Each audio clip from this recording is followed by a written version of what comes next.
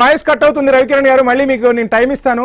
మోహన్ రెడ్డి గారు, మొత్తంగా వేళ్లని కూడా మీ వైపే చూపిస్తున్న పరిస్థితి. కోటి సంతకాల సేకరణ కేవలం ప్రజల్లో ఒక గందరగోళాన్ని క్రియేట్ చేయడం కోసం చేశారు తప్ప నిజంగా ప్రజల పట్ల చిత్తశుద్ధి లేదు. చిత్తశుద్ధి ఉంటే వైజాగ్ లో రాజమహల్ని కట్టే బదులు ఆ డబ్బులతో మెడికల్ కాలేజీలని కట్టొచ్చు కదా అని చెప్పి చెప్తున్న పరిస్థితి. సో ఏంటి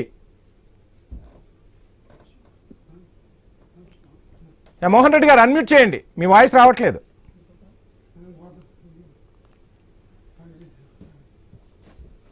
ప్లీజ్ కంటిన్యూ మోహన్ రెడ్డి గారు. రావట్లేదు, వాయిస్ రావట్లేదు. వీక్షకులకు, ప్యానెల్లో పాల్గొన్న పెద్దలకు అందరికీ హృదయపూర్వకంగా నమస్కారాలు. రైట్, వస్తుందండి, కంటిన్యూ చేయండి మోహన్ రెడ్డి గారు. ఇప్పుడు పెద్దిరెడ్డి రవికిరణ్ గారు ఏదేదో చెప్తున్నారు. పులివెందులకు 50 మెడికల్ సీట్లు కన్ఫర్మ్ అయిన తర్వాత రద్దు చేయమని లెటర్ రాసింది. ఆయనకు తెలియదో తెలియదో నాకు తెలియదు, కానీ ఒకసారి ఆయన నెంబర్ నాకు పెట్టమని నేను వాట్సాప్ లో పంపిస్తాను. 50 మెడికల్ సీట్లు రద్దు చేయమని చెప్పేశారా? 100% దాంట్లో లెటర్ రాసినారు వాళ్ళు వద్దని చెప్పి. వాళ్ళు తెలుగుదేశం పార్టీని మరీ అంత నెత్తుకొని ఆయన తిరుగుతుంటే ఆయన ఇష్టం, మాకేం అభ్యంతరం లేదు. కానీ ఇప్పుడు ఏదో కోటి సంతకాలు కోటి అబద్ధాలు అంట. ఏంది కోటి అబద్ధాలు అంటే ఏంటి నాకు అర్థం కాదు. అంటే కోటి సంతకాలు పెట్టింది కూడా అబద్ధమనే?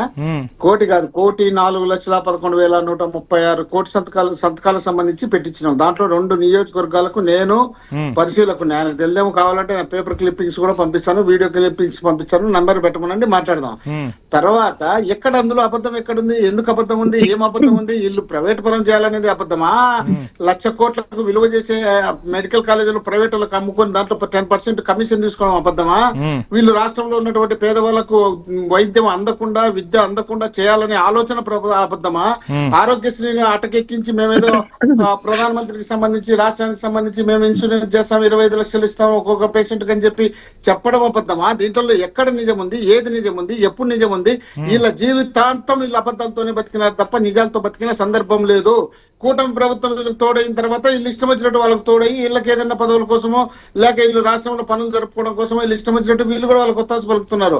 ఒక్కసారి గమనించండి, రాష్ట్రంలో ఉన్నటువంటి పేద బడుగు బలహీన వర్గాలకు రాజశేఖర రెడ్డి గారు ముఖ్యమంత్రి అయిన తర్వాత, రాజీవ్ ఆరోగ్యశ్రీని తీసుకొచ్చిన తర్వాత ఈ రోజు రాష్ట్రంలో బ్రహ్మాండమైనటువంటి రాజశేఖర రెడ్డి గారు, జగన్మోహన్ రెడ్డి గారు అమలు చేస్తే వీళ్ళు అధికారంలోకి వచ్చిన తర్వాత ఆరోగ్యశ్రీని ఎత్తేసారండి. ఏ మెడికల్ ప్రభుత్వ హాస్పిటల్ పోయినా లేక కార్పొరేట్ హాస్పిటల్ పోయినా చేయడం లేదు. ఆరోగ్యశ్రీకి సంబంధించి వీళ్ళకి తెలుసునో లేదో, రవికిరణ్ గారిని ఒకసారి హాస్పిటల్ వచ్చి చూడమని చెప్పండి. అక్కడెక్కడో కూర్చొని మాట్లాడితే కాదు కదా. పోయి కార్పొరేట్ హాస్పిటల్కి పోయి ఆరోగ్యశ్రీ వర్తిస్తుందా లేదా, ఆరోగ్యశ్రీ ఇప్పుడు చేస్తున్నారా లేదా అని చెప్పమనండి. ఎక్కడ వాళ్ళందరికీ బ్యాలెన్స్లు పెట్టి డబ్బులు కట్టక వాళ్ళందరూ ఇబ్బందులు పెట్టి అవన్నీ మీ ద్వారా ఉన్న మొండి బకాయిలే అని చెప్తున్నారు. మీ హయాంలో ఉన్న మొండి బకాయిలే అని చెప్తున్నారు వీళ్ళు.